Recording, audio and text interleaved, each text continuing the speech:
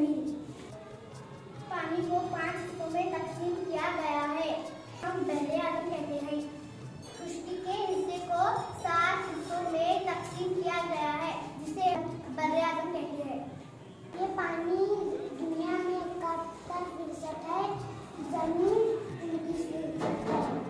बर्रे आज़म 7 है। बर्रे आज़म एशिया, बर्रे आज़म अफ्रीका, बर्रे आज़म शुमाली अफ्रीका, बर्रे आज़म जनूबी अफ्रीका, बर्रे आज़म यूरोप, बर्रे आज़म अंटार्कटिका, बर्रे आज़म ऑस्ट्रेलिया। बर्रे आज़म 5 है। बर्रे आज़म अकाई, बर्रे आज़म ईरानी, बर्रे आज़म हिंद, बर्रे आज़म शुमाली, बर्रे आज़म जिला किसको कहते हैं? सृष्टि का वो हिस्सा जिसके चारों तरफ पानी होता है उसको जलजीरा कहते हैं।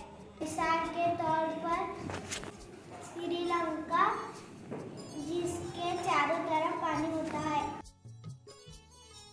जजीरे नुमा किसको कहते हैं? जजीरे नुमा जिसके 3 तरफ पानी